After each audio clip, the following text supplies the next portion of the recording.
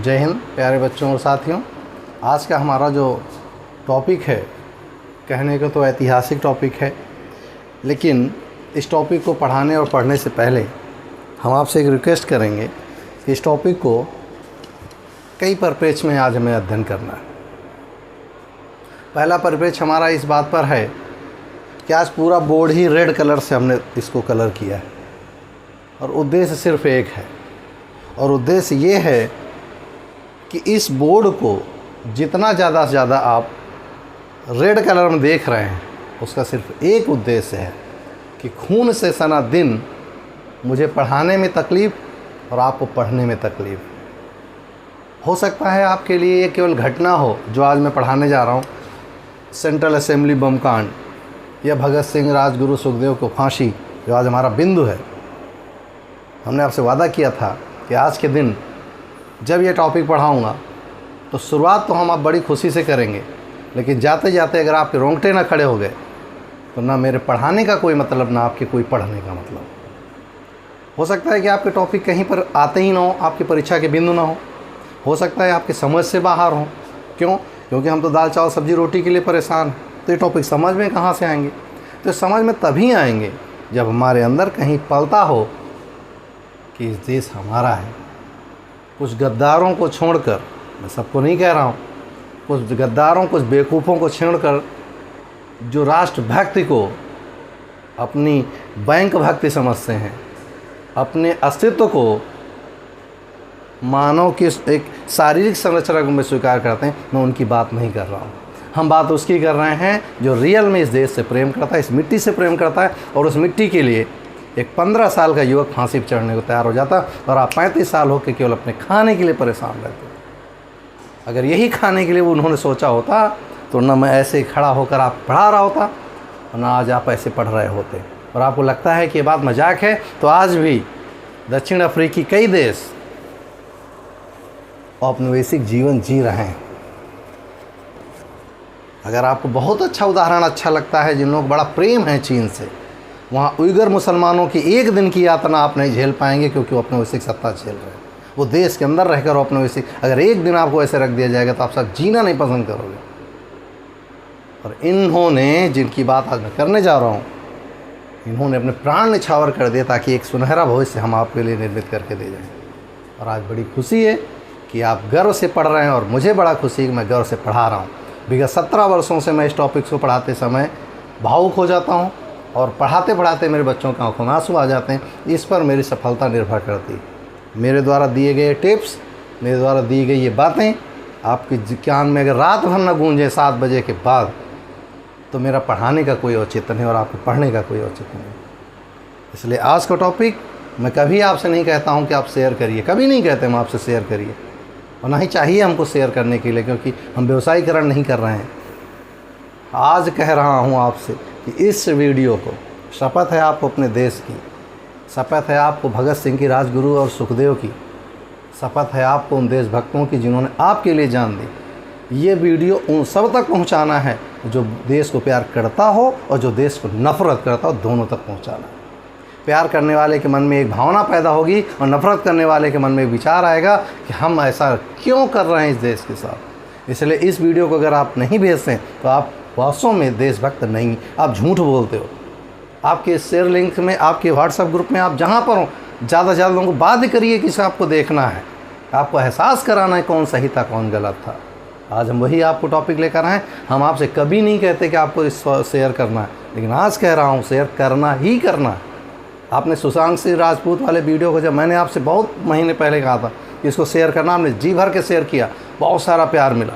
और आज भी कह रहा हूँ कि इस वीडियो को जी भर के शेयर करना है। और इसको इसलिए नहीं शेयर करना है कि बहुत सारे हमारे पास व्यूवर्स की संख्या हो जाएगी, इसलिए शेयर करना है कि किसी के मन में कोने में एक भावना अगर आप पैदा कर ले गए, ये देश हमारा और मिट्टी हमारी, इतना पर्याप्त होगा आपके लिए और मेरे लिए। मेरा पढ़ाना सार्थक हो जाएगा और आपका पढ़ना सार्थक हो जाएगा। बिना देर के अपने टॉपिक पे आ जाते हैं, जो आज हमारा बिंदु है। परीक्षा में इसमें 5 प्रश्न, 8 प्रश्न बनते हैं, मेंस के लिए 1 बिंदु बनता है, और इंटरव्यू के लिए आपको कुर्सी छोड़कर भागने पर विवश होना पड़ेगा, क्योंकि कहानियाँ ये सब एको किताबों में नहीं मिलेंगी, और जो किताब में मिलेगा वो मैं आपको दिखाता चलूँ। शुरू करें। रेड से लिखने का आपको तरीका बता चुका हूँ। कारण क्या था? सिर्फ एक और मात्र एक कारण है कि आज का रक्त रंजित पाठ्यक्रम में हम आपको लेकर आए हैं इस टॉपिक को। चलिए आते हैं अपने टॉपिक पर। सेंट्रल असेंबली बम कांड, ये घटना है 8 अप्रैल 1929 की, और इस पर पूरी कहानी आज हमारी निर्भर है। कहानी शुरू करने से पहले कुछ चीज़ें हम आपको बता दें। भारत में 2 गुट ऐसे थे, जो एक नरम दल था और एक गरम दल था। कमेंट्स बॉक्स में जल्दी से लिख दीजिएगा नरम दल में कौन कौन था और गरम दल में कौन कौन था। नरम दल और गरम दल आपस में विचारधारा नहीं मिलती थी, ठीक है, नहीं मिलनी चाहिए, लेकिन सबका उद्देश्य नदियाँ कितनी भी फैली हों, अंत में मिलना समुद्र में ही है। तो ठीक है, सभी लोग अपने अपने अकॉर्डिंग, चाहे वो गांधी जी हों, सुभाष चंद्र बोस हों, जितने भी लोग हों, लाला लाजपत राय, बिपिन चंद्र पाल हों, जितने भी लोग हों, ये सारे के सारे लोगों का विचारधाराएँ अलग हो सकती, लेकिन उद्देश्य था भारत को स्वतंत्र कराना। यहाँ पर एक क्रिटिसाइज है, और हो सकता है आपको जानकारी ना पता हो, और होगी भी नहीं, मुझे पूर्ण विश्वास है। 17 वर्षों में तो हम खोज पाए। लाला लाजपत राय, बिपिन चंद्र पाल और अरविंद घोष और बाल गंगाधर तिलक, 4 लोगों के नाम वास्तव में नरमपंथी दल के रूप में गरमपंथी दल के रूप में स्वीकार किए जाते हैं। ध्यान से सुन लीजिएगा। लाला लाजपत राय आप अच्छे जानते हैं, पीएनबी बैंक के फाउंडर पर्सन हैं। हो सकता है आपको जानकारी ना हो तो बताता चल रहा हूँ। आज जो पंजाब नेशनल बैंक आप चिल्लाते फिरते हो, उसके फाउंडर पर्सन यूँ कहें उसके पापा हैं। नंबर 2, बाल गंगाधर तिलक महाराष्ट्र के रजवाड़े परिवार से बिलोंग करते हैं। नंबर 2, बिपिन चंद्र पाल बहुत बड़े योग्य और यूँ कहें कि उस समय के एलिट वर्ग से आते हैं। अरविंद घोष के बारे में कुछ कहने की ज़रूरत ही नहीं, वो बहुत बड़े ब्राह्मण परिवार से, बहुत धनाढ़ परिवार से आते हैं। तो इनका लोगों से ऐठना तो स्वाभाविक था, क्योंकि पीछे से सपोर्ट था। भगत सिंह के पीछे कौन सा बहुत बड़ा रजवाड़ा था? बटुकेश्वर दत्त के पीछे कौन सा? राजगुरु के पीछे, चंद्रशेखर आज़ाद के पीछे, उठा लीजिए सबकी जीवनियाँ। ये सब साधारण परिवार से था। हो सकता है मेरी बात पर कंट्राडिक्ट करें, ये मेरा व्यू है, चिल्ला के कह रहा हूँ नेशनल स्तर पर। ये मेरा अपना व्यू है कि ये इतने धनाढ़ परिवारों से आते थे, तो इनकी सरकार भी सुनती थी, असेंबली भी सुनती थी, कांग्रेस भी सुनती थी। हाँ, इनकी विचारधारा अच्छी थी, स्वीकार करते हैं, लेकिन इनकी भगत सिंह, राजगुरु, सुखदेव से नहीं बनती थी। बहुत इस पर समझ लीजिए, लाला लाजपत राय के दरवाजे इनके लिए बंद रहते थे, कभी इनसे बैठक तक नहीं हो पाती थी। कारण समझ लीजिएगा। लाला लाजपत राय मानते थे, यूँ कहें कि गरमपंथी मानते थे। बेसिकली मैं लाला लाजपत राय को टारगेट कर रहा हूँ। क्यों? उन्हीं की हत्या का बदला लेने का ये सारा नाटक, और उनसे उनके विचार नहीं मिलते थे। और क्यों नहीं मिलते थे? लाला लाजपत राय कहते थे कि ये छोटे छोटे बच्चे हैं, जबकि हकीकत है 18 साल से स्वयं अपना भी राजनीति पे आए थे।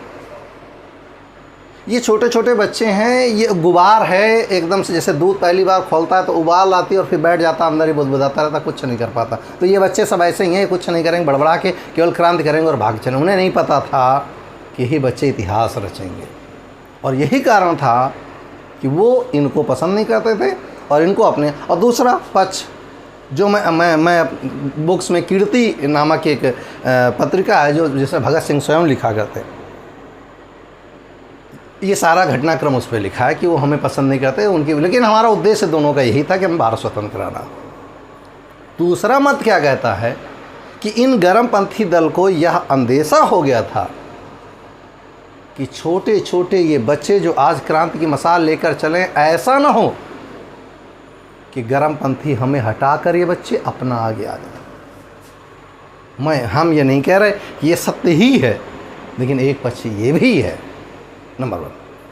नंबर 2, ये क्रांतिकारी जो बच्चे हैं, मेरे अकॉर्डिंग बच्चे मीन्स उस समय के बच्चे हैं, भगत सिंह, राजगुरु, सुखदेव, चंद्रशेखर आज़ाद, जितने भी लोग हैं, वो सारे के सारे क्रांति के लिए तड़प रहे हैं कि हटाइए, या सहयोग आंदोलन, ये सब हटाइए, इनको बिना मारे ये लोग नहीं सुधरने वाले। और उसी के लिए मैं पूरी कहानी आज लेकर आया हूँ। चलिए पहले शुरू करने से पहले पूरी कहानी सुना देता हूँ, फिर पृष्ठभूमि पे आता हूँ, फिर आपको इधर लेकर आऊँगा। हुआ क्या, एक लाहौर षड्यंत्र होता है, और लाहौर षड्यंत्र आपको मैं पढ़ा चुका हूँ। लाहौर षड्यंत्र क्या है? सैंडर्स की हत्या का प्रयास शुरू किया जाता है। क्यों किया जाता है? क्योंकि जब साइमन कमीशन भारत आता है, जब जॉन साइमन भारत आता है,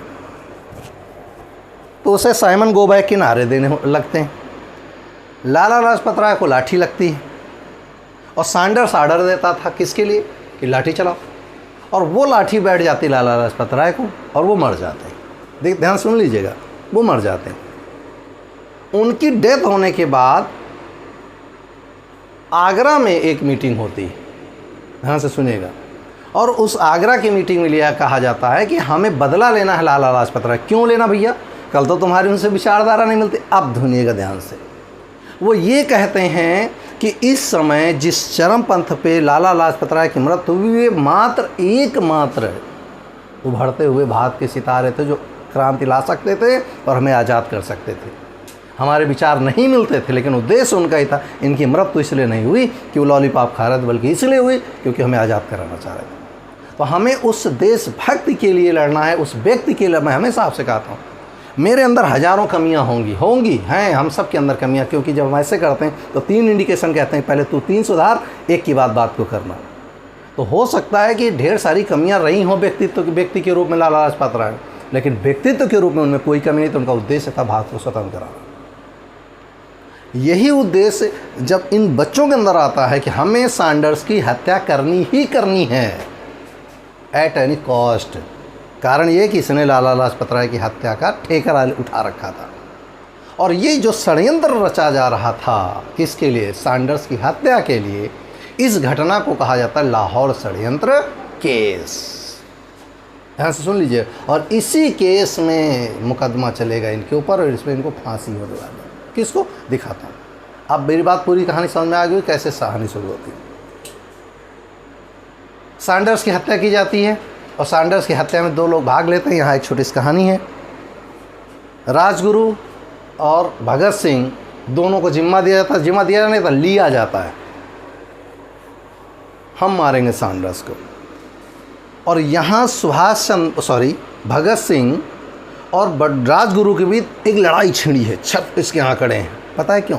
वो आपस में उनके विचार किस तरह कंट्राडिक्ट हैं कि राजगुरु और भगत सिंह में आपस में युद्ध हो जाता था कि किसी क्रांतिकारी कार्य करने के लिए मैं पहले मरूंगा, और वो कहता था मैं पहले मरूंगा।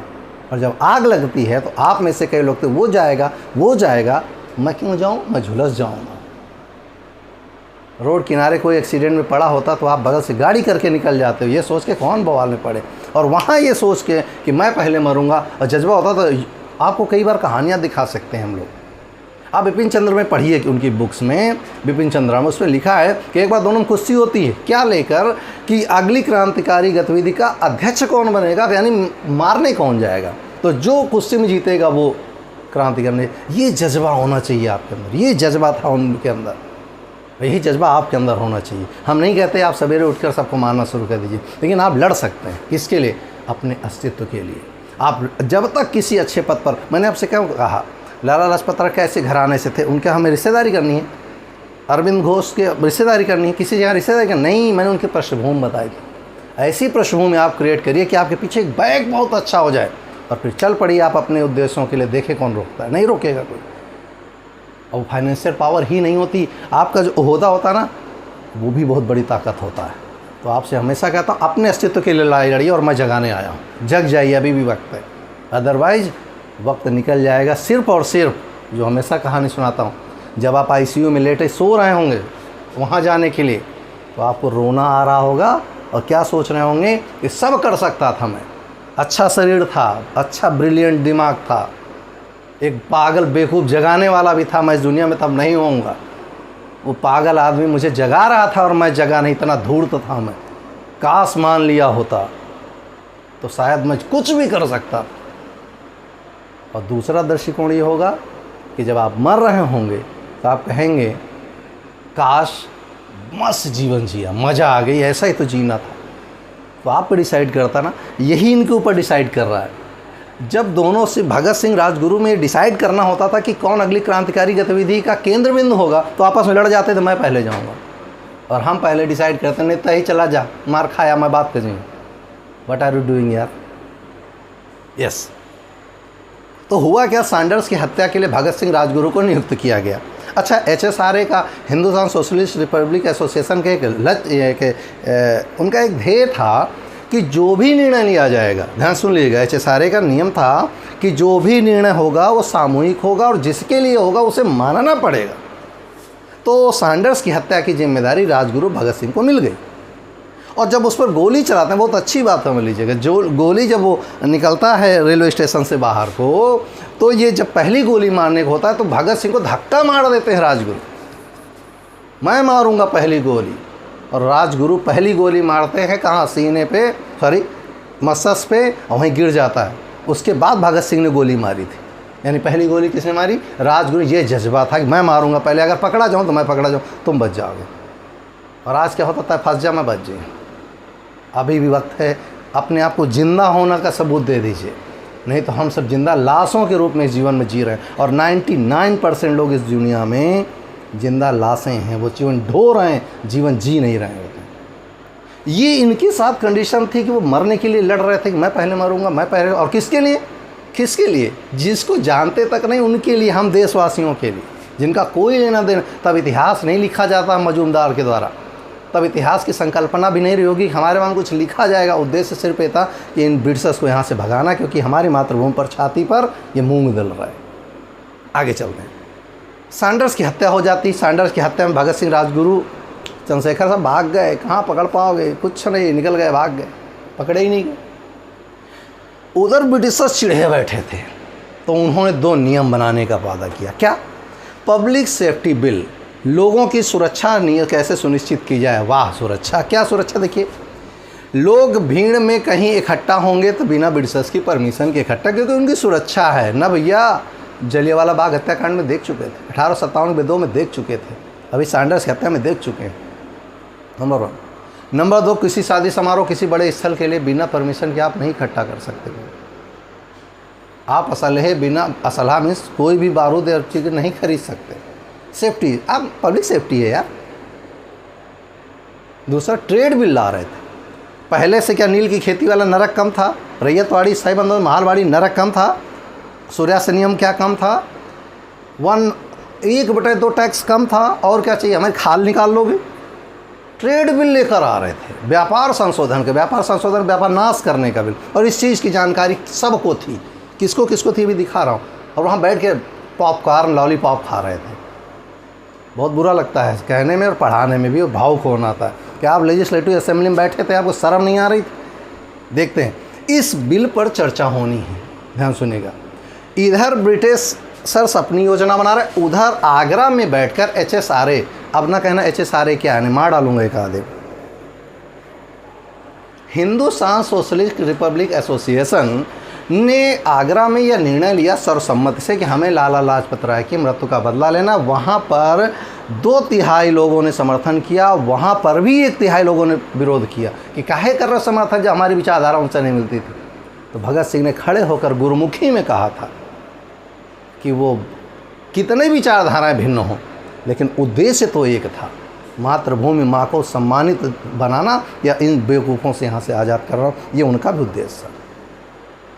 जब मैंने भी हाल ही में मूछें ऊपर करके कुछ क्लिक्स इसी शर्ट में शायद बनाकर मैंने डाली, तो लोगों का आया सर हमें आज़ाद की याद आ गई।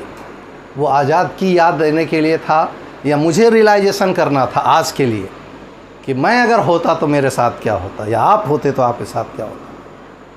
लेजिस्लेटिव असेंबली में एक तरफ पब्लिक सेफ्टी बिल के लिए हो रहा है, और एक तरफ हो रहा है ट्रेड बिल के लिए, और दूसरी तरफ HSRA नियम बना रहा है कि कौन जाएगा सेंट्रल असेंबली में बम फोड़ने। क्यों फोड़ने जाएंगे? क्योंकि इन बहरों को सुनाने के लिए जोर का धमाका करो, क्योंकि हमें सुनने वाले नहीं हैं। गांधी जी भी ध्यान नहीं दे रहे हैं, मोतीलाल नेहरू नहीं, जिन्ना तो पॉपकॉर्न खा रहा था, सरदार पटेल साहब भी वहाँ थे, मालवीय साहब भी थे। अभी दिखाता हूँ सबको, मेरा काम शिक्षा का, मैं आपके सामने सबको लाता हूँ, और जिसको लड़ाई लड़नी है दैट्स अ बुक। ठीक, अब बात करते हैं कि इस बिल को लेकर पूरी कहानी क्या हुई। ये बिल पास होकर आता है, और 8 अप्रैल 1929 का दिन निश्चित किया जाता है कि भाई सेंट्रल असेंबली में हमें बम डालना है। और वास्तव में निर्णय ये लिया गया था कि बटुकेश्वर दत्त और विजय कुमार सिन्हा जो बिहार से थे, ये दोनों लोग जाएंगे कहाँ, सेंट्रल असेंबली में बम फोड़ने। ये निर्णय लिया गया सर्वसम्मत से। भगत सिंह और राजगुरु भी वहाँ बैठे हैं, ध्यान सुनिएगा। भगत सिंह राजगुरु तो तमतमा उठ जाते हैं, ये कैसे जाएंगे, हम जाएंगे। यानी राजगुरु भगत सिंह जबरई ठांस पड़े कि हम जाएंगे, ये नहीं जाएंगे। तो निर्णय क्या था, मैंने आपसे कहा HSRA का नियम ये था कि जो सर्वसम्मत से पास होगा वो बात माननी पड़ेगी, और सर्वसम्मत से निर्णय हुआ कि आप नहीं जाएंगे। क्यों, आपको बलि चढ़ाना इस समय उचित नहीं है देश के लिए। फिर बटुकेश्वर दत्त और विजय कुमार सिन्हा जाएंगे असेंबली में बम फोड़ने, क्योंकि उद्देश्य किसी को मारना नहीं है, इन बहनों को सुनाना है। और यहाँ पर फणींद्र नाथ घोष वो बम बना के दे रहा है। ध्यान सुन लीजिए मेरी बात को। फणींद्र नाथ घोष ये बम बना कर दे रहा है, जिन बम में कोई अंदर पर्चे भरे हैं, किसी को नुकसान नहीं पहुँचा, खाली सीट पर फोड़ने का निर्णय किया गया। अब आपका सवाल होगा कि सेंट्रल असेंबली में घोष कैसे गए इतनी सिक्योरिटी में। बहुत साधारण सी बात है। इस पर शोध हुआ दिल्ली यूनिवर्सिटी में, और उसमें निर्णय लिया गया कि इनको प्रवेश कराने का से द्वारपाल का था, और द्वारपाल एक पंजाबी व्यक्ति था। जब ये अंदर जाते हैं और अंदर जाकर खाली बेंच पर बम फोड़ते हैं। हाँ सुने, अभी जाने से अभी तो गए ही कहाँ, अभी तो बात आई कि बटुकेश्वर और विजय सिन्हा जाएंगे। उसी समय एक भयंकर क्रांतिकारी की ज्वाला सुखदेव जो कि पंजाब में थे, वो आगरा आ जाते हैं। और आगरा में जब निर्णय लिया जा रहा होता तो तुरंत कहते हैं भगत सिंह राजगुरु से अच्छा कोई हो ही नहीं सकता वहाँ जाने के लिए। क्या बेवकूफ़ी उनकी बात कर रहे, विजय कुमार सिन्हा को नहीं भेजना, बटुकेश्वर दत्त को नहीं भेजना, राजगुरु भगत सिंह और सुखदेव स्वयं जाएंगे। लेकिन नहीं, गया कौन, गए भगत सिंह और बटुकेश्वर दत्त, राजगुरु को भी नहीं भेजा गया। क्यों, राजगुरु को ही भरोसा नहीं, वही मारना शुरू कर दें, क्योंकि उनको तो बस ये था मैं मारूंगा, पहले मैं मरूंगा और मैं मारूंगा।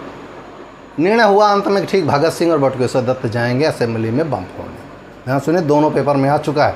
आपसे क्वेश्चन पूछेगा कि HSRA के निर्णय में किसको भेजने का अंतिम निर्णय हुआ था, तो बटुकेश्वर दत्त और विजय कुमार सिन्हा को। लेकिन भेजा किसको गया, बटुकेश्वर दत्त और भगत सिंह को। किसके कहने पर, सुखदेव के। अच्छा, क्यों भेजा गया भगत सिंह को, काहे भेजा गया? भेजा इसलिए गया, आपको शायद नहीं जानकारी, भगत सिंह को 4 भाषाओं का प्रकांड ज्ञान था। कौन कौन सी, एक तो हिंदी, दूसरी गुरमुखी, तीसरी उर्दू, चौथी अंग्रेजी, जिसमें बोल सकते थे, लिख सकते थे और वार्तालाप कर सकते थे धड़ाके से। इसीलिए भगत सिंह ने कहा था, अगर उनसे अंत में पूछा गया था आपकी अंतिम इच्छा, तो उन्होंने कहा था कि अगर स्वर्ग में मुझे बुक्स पढ़ने को मिले तो मेरी अंतिम इच्छा यही होगी कि मुझे स्वर्ग में किताबें भिजवा दी जाए। इतना शौक था उनको पढ़ने का। मेरी बात समझ में आ गई? तो इसलिए भगत सिंह को भेजा गया कि अपनी बात बहुत अच्छे ढंग से ब्रिटिशर्स के सामने रख सकते हैं, इसलिए भगत सिंह को। लेकिन भागना नहीं है, अपने को अरेस्ट कराना है। सबको पता था कि जो गया फिर वो आएगा नहीं, सबको पता था कि जो गया वो आएगा नहीं। समझ में? अब इनको जाना था। 8 अप्रैल 1929 को पहुंच गए असेंबली में। कौन? भगत सिंह और बटुकेश्वर दत्त।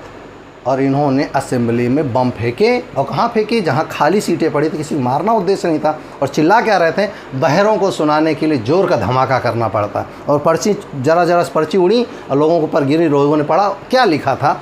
सबसे पहले तो चिल्ला रहे थे इंकलाब जिंदाबाद, भगत सिंह का नारा है। इंकलाब माने हमारा आवाज़, हमारा देश जिंदाबाद। इंकलाब जिंदाबाद, डाउन विद द इम्पीरियलिज्म। इस इम्पीरियलिज्म, इस बेवकूफ़ीपन के शासन से मुक्त हो जाओ। वर्कर्स ऑफ वर्ल्ड यूनिट, दुनिया के मजदूरों एक हो जाओ। ये उन्हीं मजदूरों का आह्वान था जो प्रथम विश्व युद्ध में, अब आगे कहानी आप नोट करिए ना। तो दुनिया के मजदूरों एक हो जाओ, क्योंकि यही हमारे पास वक्त है और इनको भगाने का एक अच्छा वक्त है। साथ ही इनका लक्ष्य क्या था? मेक द डीफ हियर, बहरों को सुनाने के लिए जोर का धमाका करो। ये वहाँ पर चिल्ला रहे थे।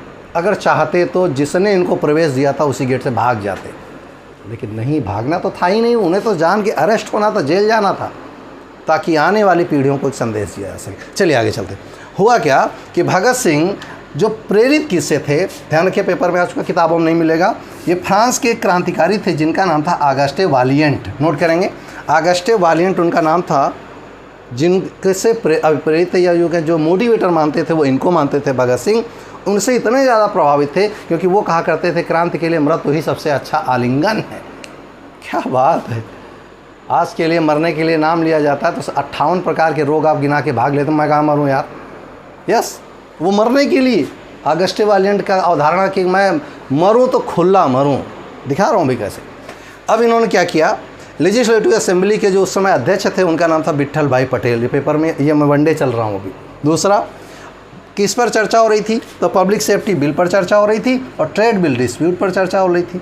और कौन कौन था वहाँ पर जिस पर भी मैंने चर्चा करी? मोतीलाल नेहरू थे, वल्लभ भाई पटेल थे, जिन्ना साहब थे, मदन मोहन मालवीय थे और साइमन था।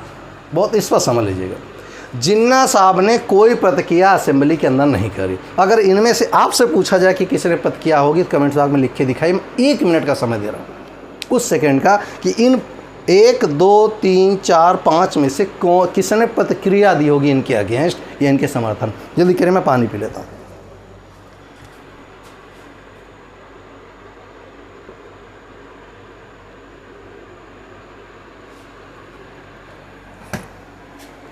चलें,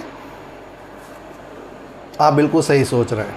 ये थे सरदार वल्लभ भाई पटेल। इन्होंने समर्थन किया था किसका? इन सब का, और कहा था आप असेंबली से निकल जाओ, बाकी हम सब लोग देख लेंगे। मोतीलाल नेहरू ने यूँ कहे तटस्थ नीति अपनाई थी, कुछ नहीं बोले। जिन्ना साहब को तो बोलना ही नहीं था क्योंकि वो तो बैठे इसीलिए थे। साइमन को तो मरने के लिए बैठा था वो, क्योंकि उसी की वजह से तो सारा बवाल था। तो वल्लभ भाई पटेल ने उनका समर्थन किया था कि आप निकल जाओ, इसीलिए उनको लौह पुरुष कहा गया था। मोतीलाल नेहरू तटस्थ नीति अपनाई थी, बाकी के बारे में कुछ कहना सही नहीं है। अब अंडरस्टूड है, आप विवेक वाले हैं भाई, 21 साल से ऊपर वाले, स्वयं विवेक करिए, रखिए, सोचिए, हमें नहीं पता। आगे देखते, सज़ा किसको किस लिए हुई जरा देखिए। सज़ा भगत सिंह को होगी, आजीवन कारावास किस लिए? बम कांड के लिए आजीवन कारावास। और फांसी किस केस में होगी? सैंडर्स की हत्या, क्योंकि इन्होंने करी थी, कोई दो राय नहीं। बटुकेश्वर दत्त को आजीवन कारावास होता है, ध्यान से रखिएगा। अभी इसको ज़रा रोके रहिएगा, 1 मिनट के लिए बात को आते हैं। यहाँ तक हम आपको बता चुके हैं SRRA की मीटिंग कहाँ हुई थी? आगरा में हुई थी। निर्णय क्या हुआ था? बटुकेश्वर दत्त और विजय कुमार सिन्हा जाएंगे, लेकिन उनकी जगह जिद की भगत सिंह ने। सुखदेव अगले दिन आते हैं और उनको कहते हैं कि इनको क्योंकि हिंदी, गुरमुखी, उर्दू, अंग्रेजी आती है और अपनी बात अच्छे से प्रेजेंट कर लेते हैं, इसलिए इनको भेजा जाए। अब असेंबली में भेजे जाते हैं। 8 अप्रैल 1929 को बम फोड़ते हैं, गिरफ्तार कर लिए जाते हैं। अब ध्यान से यहाँ से कहानी एकदम से ट्विस्ट हो जाती है। कहानी क्या ट्विस्ट होती है कि इनको गिरफ्तार कर लिया जाता है और ट्रायल कोर्ट में ले जाया जाता है। और ट्रायल कोर्ट दुर्भाग्य से ऐसे स्थान पर बना था, या ये कहिए कि ये सौभाग्य था हमारे उन वीर सपूतों का, कि जो ट्रायल कोर्ट का गेट था वो रोड की ओर खुलता था। यानी कि उस समय ऐसी व्यवस्था तो थी नहीं, और ऐसी व्यवस्था करते तो ब्रिटिश इंडियंस आसानी से आपको हर चीज़ नहीं मानेंगे कि आप बहुत बड़े बड़े कोर्ट बना लो, अंदर घुस कर सुनवाई होगी, नहीं। तो वो रोड पर ही किराए के लिए हुई बिल्डिंग होती थी, उन पर सुनवाई हो रही थी। और वो सुनवाई करने वाले 3 जज थे। कौन कौन जज थे? पहला था जे कोल्डस्टीन, दूसरा था आगा हैदर, तीसरा GC हिल्टन। इसका स्क्रीनशॉट हम आपको दे देंगे, हम इसलिए आज इसको मिटा नहीं रहे हैं और ना ही हम आज कुछ लिखेंगे इस पर। रक्त से भरा बोर्ड और रक्त से भरा आपका हृदय होना चाहिए, इसका एहसास होना चाहिए आपको कि कितना कष्ट हुआ। चलिए, 3 जज से JK कोल्डस्टीन, आगा हैदर और GC हिल्टन। इन तीनों जजों ने सुनवाई शुरू करी। ध्यान सुनिएगा। आगा हैदर साहब हिंदुस्तानी थे और उनके अंदर एक हिंदुस्तानी दिल था। जब इन तीनों बच्चों को वहाँ अंदर देखते हैं तो इनका दिल पसीजता है कि यार मेरी भारत माता आज कोर्ट में खड़ी, मैं क्या करूँ, मैं एक जज हूँ, मुझे क्या करना चाहिए। और क्या करता है, उसने दोनों गरिमा बना रखी, पद की भी गरिमा और मातृभूमि की भी गरिमा। देखते हैं कैसे। जब इनको कोर्ट में ले जाया जाता है तो इन्होंने सबसे पहले तो कहा था हमें साधारण कैदी मत मानो, हमें राजनीतिक कैदी मानो। राजनीतिक कैदी माने हम हथकड़ी नहीं लगाएंगे, नंबर 1। नंबर 2, हमें बांध कर नहीं ले जाओगे। नंबर 3, भीड़ नहीं जैसा, बकरियों जैसा नहीं ले जाओगे, हम राजनीतिक कैदी हैं और हम जो चाहेंगे वो बोलते और गाते हुए जाएंगे। और गा क्या रहे थे? मेरा रंग दे बसंती चोला, मेरा रंग दे। बसंती चोला, व्हाट इज़ द मीनिंग साहब? बसंती चोला, बसंती चोला माने जिस मिट्टी से मैं मिला हूँ, बना हूँ, उसी में मुझे मिल जाने दो, मुझे कोई दुख नहीं है। और अपनी माँ से तक कहते हैं कि, और मुखी माँ को सलूट, जिसने कहा था मैं तो ऐसे सैकड़ों भगत सिंह चाहती हूँ कि मेरी कोख से जन्मे जो इसी मातृभूमि के लिए मर मिटे। आज की माता हूँ तो अपने लड़के को बचाने के लिए कुछ कर जाएंगी। उस माँ ने भी प्रयास किया था, लेकिन जब भगत सिंह ने समझाया कि मेरे मर जाने से अगर इस देश का आज़ादी मिल जाती इन दुष्टों से तो मुझे मर जाने दो, तो माँ सलूट करती अपने बच्चे को। क्या बात है यार। आइए, अब क्या होता है कि 25 लोग इस केस में गिरफ्तार किए जाते हैं। अब कहानी सुनिएगा, एकदम से ट्विस्ट। 25 लोग गिरफ्तार किए जाते हैं। 7 धूर्त लोग सरकारी गवाह, जैसे नरेंद्र गोसाई बना था, 7 लोग सरकारी गवाह बच जाते, 18 लोगों पर केस चलता है। सुनिएगा ध्यान से। पहले दिन कोर्ट की सुनवाई हो रही है, दोपहर के 12 साढ़े 12 बजे हैं, कॉलेज के छूटने का समय है और कॉलेज के बच्चे जब वहाँ से गुजर रहे हैं, ध्यान से सुनिए, पहली सुनवाई है, तो वहाँ कुछ लोग भीड़ लगाए और कहते हैं यार छोटे छोटे बच्चों पर ये जुल्म कर रहे हैं। तो जो लोग वहाँ से गुजर रहे थे बच्चे, उन्हें लगा छोटे छोटे बच्चे, तो वो लोग झांक के देखने लगे क्या हो रहा है। तो वही सुनवाई का हिस्सा, तो कोर्ट रूम से लेकर रोड तक पहले दिन जाम दुनिएगा, लेकिन थोड़ी देर में जाम ख़त्म हो जाता है। पता है क्यों? क्योंकि सबको लगा यार बिटसस है तो रोज़ करते रहते, कौन सी बड़ी चीज़ है, सब चले जाते। लेकिन जब अगली सुनवाई होती है, 7 मई के दिन है ये, 10 मई को जब अगली सुनवाई हो, 10 मई 1930 को जब ये सुनवाई होना शुरू होती है, उस दौरान वहाँ पर मीडिया खूब कस के बैठा। ध्यान से सुनिएगा, वहाँ पर HSRA के समर्थक बैठे हैं अप्रत्यक्ष रूप में, वहाँ पर मोतीलाल नेहरू, ये सारे लोग बैठे वहाँ पर। और वहाँ पर 7 वो दुष्ट टाइप के जो धूर्त, मैं अपनी भाषा में उन्हें बदतमीज धूर्त कहता हूँ, वो लाए जाते हैं किसके लिए? पेशी के लिए, वो गवाही देंगे। तो वहाँ पर गवाही देते समय फणींद्रनाथ घोष से जो इनके बचाव पक्ष के वकील खड़े हो गए थे, बिना पैसे, 0 कॉइन पे लड़ा बंदा, सैल्यूट, और आपको भी सैल्यूट करना चाहिए शिव वर्मा को। शिव वर्मा उनसे पूछने लगते हैं, ध्यान रखिएगा अभी भीड़ नहीं हो रही, भीड़ कैसे हो रही देखिए। वो जब पूछने लगते हैं, गवाही पूछी जाते हैं ना उनसे, भाई मैं इनसे पूछ सकता हूँ? तो बोले हाँ पूछे। तो फणींद्रनाथ घोष बम बनाने में बहुत निपुण थे। अब यहाँ 2 बातें होती हैं, कहीं कहीं बुक्स में लिखा जाता है फणींद्रनाथ घोष जानकर विपक्ष में शामिल हो गए थे या सरकारी वकील बने थे ताकि हम लोगों को बम बनाना सिखा देंगे 1 मिनट में। और कुछ लोग कहते हैं नहीं, वो उन्होंने देशद्रोह किया, वो गद्दार थे। अब अपना विवेक है, सोचेगा क्या है जरा देखिए। जयगोपाल, जो 3 लोग महत्वपूर्ण हैं, एक था जयगोपाल, दूसरा हंसराज, तीसरा फणींद्रनाथ घोष। फणींद्रनाथ घोष बेंच में लाए जाते हैं और फणींद्रनाथ घोष से शिव वर्मा सवाल पूछते हैं। सवाल पूछे जाते हैं ना कोर्ट में जब गवाही दी जाती, तो शिव वर्मा पूछते हैं आपको कौन सी ऐसी कला आती जिसकी वजह से आप वहाँ पाए गए या आपको गिरफ्तार किया गया? उन्होंने कहा गर्व से होता ना, जैसे हमका पता हो, बम बनाना जानता हूँ, बम बनाना जानते हो। और वकीलों की भाषा आप जानते ही हैं, ये सब साधारण छोटे छोटे लड़के, ज़्यादा से ज़्यादा उम्र 20-22 साल, ये समझ ही नहीं पाए कि वकील की, और वकील आपको अच्छे से पता है लत्ता को सांप बनाने में कितनी देर लगती। हुआ क्या कि शिव वर्मा ने पूछा बम बना लेते? बोले हाँ साहब बम बनाए। कैसे बनता बम? हैं वैसे बता देंगे। तो इसका मतलब आपको आता नहीं। और ध्यान रखिएगा, जो आदमी जिस कला में निपुण होता, अगर उस कला की बुराई कर दो, मुझे पढ़ाने की कला बुराई कर दो, मैं आपकी भेली फोड़ दूँ। 17 वर्षों से पढ़ा रहा हूँ, इसी चीज़ पे गर्व है कि मैं पढ़ा लेता हूँ आपको। तो उन्होंने क्या किया कि बोले हैं बम बनाना नहीं आता, मैं तुम्हारे कोर्ट से बम बना सकता। कैसे बनाओगे? अच्छा क्या लगता है बम बनाने में? तो पहले इधर उधर देखा। अब ध्यान सुनिएगा, इधर उधर देखने का मतलब उसका टारगेट सेट था क्या? वो स्कूली बच्चे अगली सुनवाई में फिर खड़े थे और जब वो बम बनाने, अच्छा देख लीजिएगा, हमारा एक स्टूडेंट है, मैं नाम नहीं ले सकता, वो एक बार क्लास में पूछा था सर आपको बहुत जानकारियाँ मुझे पता है, सर मुझे कुकर बम बनाना सिखा दो। मैं नाम नहीं ले सकता नेशनल स्तर पर, मुझे कुकर बम। तो मैंने कहा था नालायक, कुकर बम बनाने की आवश्यकता नहीं, दिमाग को बम बनाओ, ऐसा फटो कि पूरी दुनिया चिल्लाए कि क्या बम फोड़ा तुमने। Means civil services. आप हमेशा कहा करते हैं सिविल सर्विसेज ही जीवन है क्या? नहीं भाई, सिविल सर्विसेज पे पैर रखने की बड़ी जगह है जहाँ से आप बहुत कुछ कर सकते हो। चलिए, तो हुआ क्या कि शिव वर्मा ने उनसे पूछा कैसे बम बनाते हैं? तो उन्होंने ऐसे ऐसे देखा, बोले बम बनाना कौन सी बड़ी बात है, क्या चाहिए? कुछ एल्युमिनियम चाहिए, कुछ गिट्टी चाहिए, कुछ लोहे के छर्रे चाहिए, धागा चाहिए, इसके बाद जितनी भी धातुएं लगती थी लपालप बोल गए। अब बच्चे जो स्कूल से छूटे थे, सोचिए आप क्या करेंगे? वो कॉपी लेके क्या सिखा दिया? जितने बाहर बैठे तो क्रांतिकारी पैदा कर दिए अप्रत्यक्ष रूप से। मीडिया जो वहाँ बैठी थी राष्ट्रीय और अंतर्राष्ट्रीय, वो बम बनाने की कला अगले पेपर में छपेगा, पूरे भारत में बम बनाने की कला प्रसिद्ध हो जाएगी। जज चिल्ला रहा है, ये कोल्डस्टीन तो चिल्ला रहा, मुंह बंद करो। और शिव वर्मा कहते हैं आगा खान है, देखिए अब इसे देशभक्ति। आगा खान कहते हैं नहीं, इसको पूरा अधिकार है, बात पूछने दीजिए।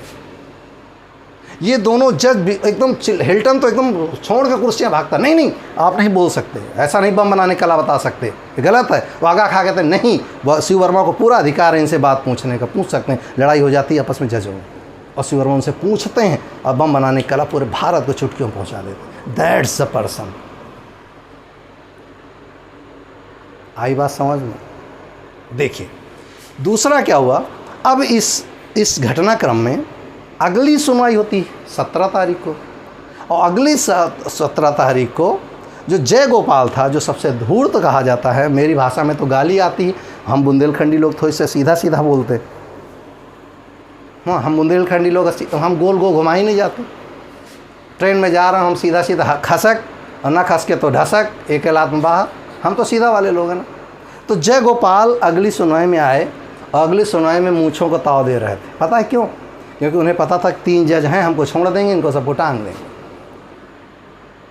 जय गोपाल अपनी मूँछों को ऐसे ताव दे रहे थे, ऐंठ ऐंठ के। वहीं पर एक 15 साल का नवयुवक, उसका नाम था प्रेमदत्त, वो थोड़ी ही दूर पर खड़े हुए देख रहा था कि गद्दार यहाँ मेरे पास खड़ा और मूँछों को ताव दे, उठाई चप्पल, 10-20 चप्पल भाचा भरी न्यायालय में रगड़ दिए। उस समय के 15 साल वाले, आज वाले ऐसे नहीं, उस समय 15 साल वाले ये पर्सनालिटी हुआ करते थे, और 10-20-50 चप्पल मुँह में वहीं कोटे में धर दी धदा करके। अवसर ही नहीं मिला जय गोपाल को कुछ सोचने का, ये भड़बड़ा के कोटे रूम में गिर पड़ा।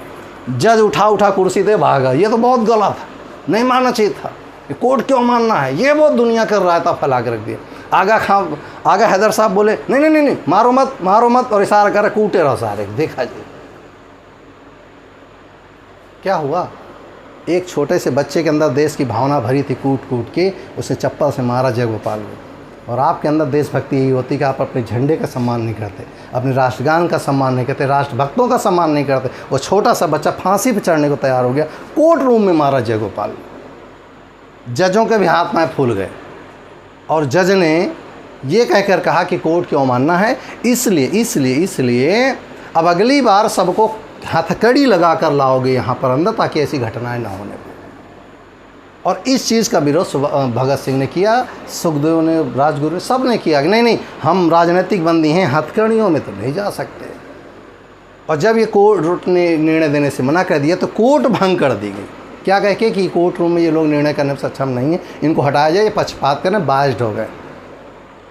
भगत सिंह ने लेटर लिखा था वायसराय को, उस समय इरविन था, इरविन को लेटर लिखा कि ये दोनों जज बाइज्ड हो रहे हैं, ये जानकर हमें फंसाना चाह रहे हैं, और हमें राजनीतिक हम मृत्यु से कहाँ डर रहे हैं, हमें जो निर्णय होगा मान्य होगा, लेकिन हमारी बात मानो, हमें राजनीतिक कैदी का दर्जा दो, हमारे साथ सामान्य कैदी जैसा दर्जा मत दो। हमें मारना होता तो मैं 10-20 को मार डालता बम फेंक के।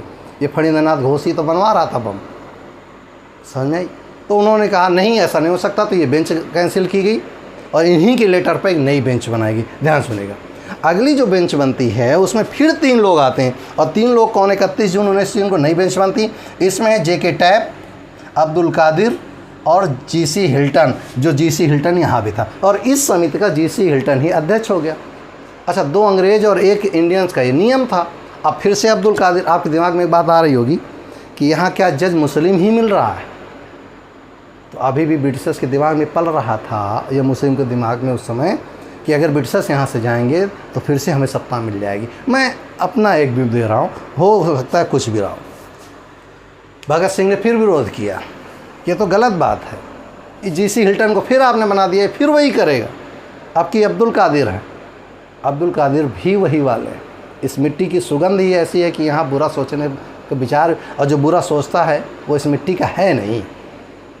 बिल्कुल स्पष्ट शब्दों में आगे चलते हैं।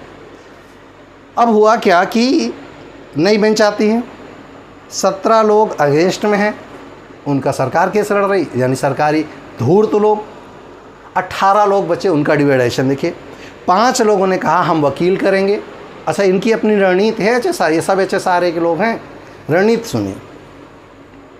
5 लोग अपने अपने वकील करेंगे और वकीलों के माध्यम से अपनी लड़ाई लड़ेंगे। 5 लोगों ने कहा कि हम इनकी रिजेक्ट करते हैं, इस बेंच को ही स्वीकार नहीं करते, बेंच बकवास है, हम असंवैधानिक मानते हैं इस बेंच को, हमें नहीं चाहिए ऐसी बेंच। और जो 8 लोग बचे थे उसमें भी भगत सिंह, राजगुरु, सुखदेव थे। इन लोगों ने कहा था हम अपना केस स्वयं लड़ेंगे। यानी अपनी पैरवी हम खुद करेंगे। आपको याद होगा आर्टिकल 20 में क्या लिखा था, अपराधों की दोष से अधिकार, और उसमें आपने कहा था कि किसी व्यक्ति को अपने खिलाफ गवाही देने के लिए बाध्य नहीं किया जा सकता। और वहाँ पर एक चीज़ हमने भी कहा था कि आपको अपना केस लड़ने की वकील करो या ना करो, आप चाहे वकालत करे हो ना करे हो, आपको अपना केस लड़ने की पूरी स्वतंत्रता यहाँ से उठाकर वहाँ गया। आई बात समझ में कि कोई व्यक्ति जो वकालत भले ना किया हो, अगर कोर्ट में चाहे तो अपना पक्ष रख सकता है, यानी अपनी वकालत खुद कर सकता है। तो इन 8 लोगों ने अपनी वकालत खुद करने का निर्णय लिया। ध्यान से सुनिएगा, इन लोगों ने अपना पक्ष रखा, खूब अच्छा रखा। पता तो निर्णय सबको था, ये आपको भी पता था, हमको भी पता था, सबको पता था। बिरसा ने रचना रची थी। उन्होंने पूरी पैरवी के दौरान लगभग 2 वर्ष, क्योंकि ये घटना 8 अप्रैल 1929 की है और 23 मार्च 1931, लगभग 2-2.5 वर्ष का समय। इस दौरान बहुत लंबी प्रक्रिया चली और इस लंबी प्रक्रिया में कई लोग तो उसी दौरान ही कोई कहीं मार डाला, कोई कहीं मार डाला। इन 7 में से तो 3 को क्रांतिकारियों ने ही मार डाला, तो जो बचे उनमें से कुछ धूड़ तो बचे, कुछ को बाद को ब्रिटिशर्स ने मार डाला। और आपका तो ये होना ही था, अगर हम फंसाए गए होते तो हम ही मार डालते। तो इन्होंने 8 लोगों ने अपनी परवरिश करी और 7 अक्टूबर 1930 को, ध्यान सुनिएगा, 7 अक्टूबर 1930 को भगत सिंह, राजगुरु, सुखदेव को हैंग देम टिल दैट, तब तक इनको टांगे रहो जब तक इनकी मौत ना हो जाए, यानी इनको फांसी दे दो, गले में रस्सी बांधो और उनको फांसी भी दे दो। 7 अक्टूबर को निर्णय होता है और इनको ये था अप्रैल 1931 में फांसी दे दी जाएगी। लेकिन भारत में एक कौन लोग, वही बच्चे जो कल स्कूल से निकले थे, वो क्रांति की तरफ पूरे भारत में फैल गई। बात कि नहीं फैल गई, बम बनाना सीख गए, क्रांतिकारियों में जज्बा आ गया, लोगों में देश के प्रति भावना पैदा कर दी और पूरा देश एकजुट होने लगा, विद्रोह शुरू हो गया। ब्रिटिशर्स को लगा ऐसा ना हो गड़बड़ हो जाए, तो उन्होंने अप्रैल मई का इंतजार ही नहीं किया, उन्होंने मार्च में ही इनको तीनों को फांसी पर टांग दिया। ध्यान से सुनिएगा। और केस क्या बनाया, केस बनाया लाहौर षड्यंत्र केस। और लाहौर षड्यंत्र केस शुरू से ही मैंने बता दिया था, सैंडर्स को मारने की हत्या वाले कार्य को सैंडर्स केस कहा गया। और इस सैंडर्स केस के कारण 23 मार्च 1931 को इनकी फांसी मुकर्रर कर दी गई कि सवेरे इनको फांसी देनी। फांसी देनी थी दोपहर में, ध्यान सुनिए, फांसी देनी थी 10 बजे और फांसी सवेरे 4 बजे दे दी गई, कहीं जनता न भड़क जाए, कहीं आफत न मच जाए। और उनको साबरमती के किनारे, सतलज नदी के किनारे उनको मुखाग्नि दे दी जाती, उनका काम ख़त्म हो जाता। आया बात समझ में? आप कहेंगे साबरमती, सतलज, इसके लिए आपको थोड़ी सी दूर चलना होगा। आते हैं अमृतसर जेल के बारे में, फिर डिबेट करते हैं। हुआ क्या, 23 मार्च को इनको फांसी दी जानी। 1 मिनट के लिए और वेट कर लीजिए, मुझे लगता है आप बोर नहीं होंगे। अगर बोर हो रहे हैं तो समझ लीजिए अभी आपके अंदर वो पैदा नहीं हुआ जो मैं चाह रहा था।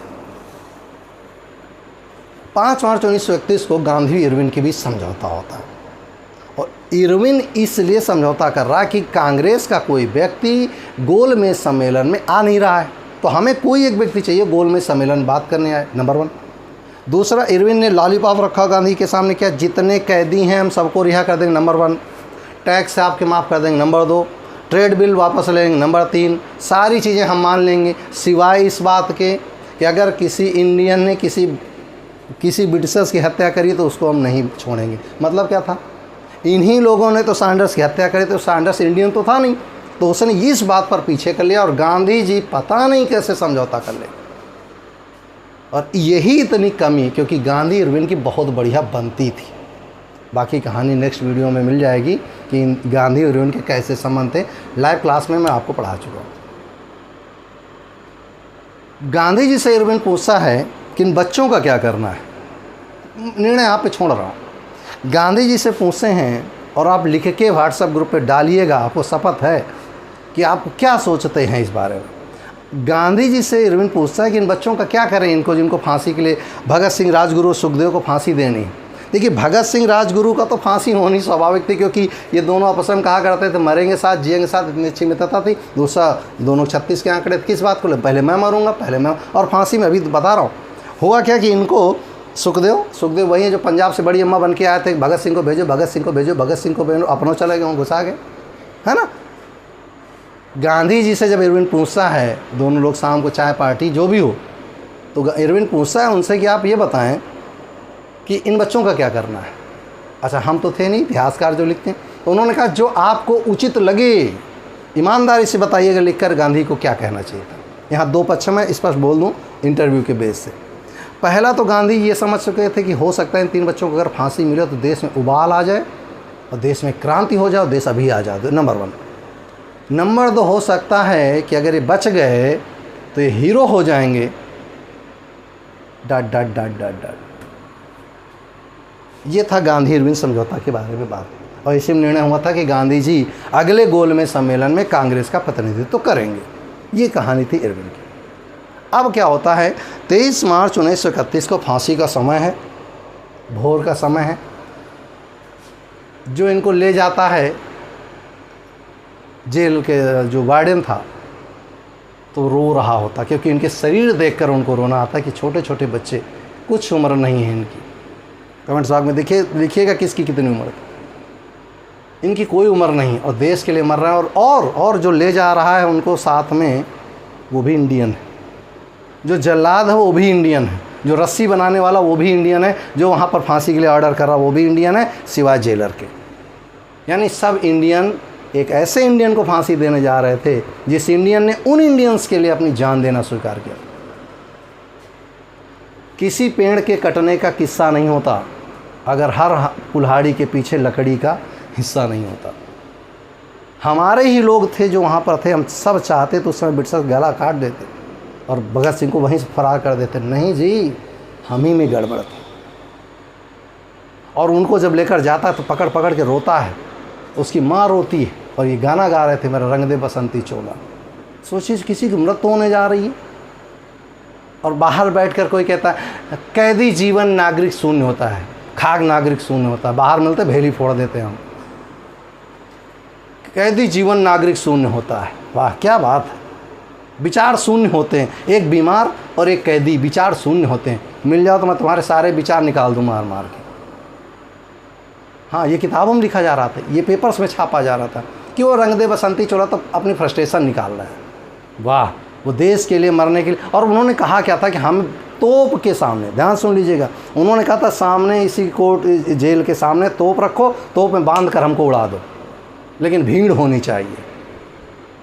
क्यों? ताकि लोगों का एहसास हो देश के लिए मरने के लिए चीथड़े उड़ना सही है, लेकिन स्वीकार नहीं करेंगे तुम्हारी गुलामी। या मुझे गोली मार दी जाए भरे चौराहे पर, फांसी पर न लटकाया जाए। क्यों? कोई देख नहीं पाएगा हमको कि हम इस देश के लिए मरें। और हम चाहते हैं कि नवयुवक देखें। क्यों? उन्होंने अगस्ट वायलेंट को देखा था ऐसा होते हुए। ब्रिटिश इनकी बात नहीं स्वीकार करते, फांसी वहीं होगी। जिसने रस्सा बनाया था उनके फांसी के लिए, वो रस्सा देने जब आया था तो उसकी डेथ हो गई थी। जिस जल्लाद ने फांसी पे चढ़ाया था, कहा जाता उसके बाद वो कोमा पे चला गया था, कहीं वो वापस नहीं आया। और इस देश की विडंबना देखो, आज तक उन्हें शहीद का दर्जा नहीं दिया। आज भी शहीद का दर्जा उन्हें नहीं देते आप। कानूनी तौर पर दिखा दीजिएगा एक बुक्स, 50 बुक तो मैं पढ़ा हूँ आपको पढ़ाने के लिए, एक में भी कहीं नहीं लिखा शहीद भगत सिंह। बाहर चिल्लाते किसी ने गजट पास करके नहीं लिखा, किसी सरकार ने, आज की सरकार ने भी गजट पास करके नहीं लिखा कि भगत सिंह, राजगुरु, सुखदेव, चंद्रशेखर आज़ाद शहीद हुए थे। ये विडंबना है इस देश की।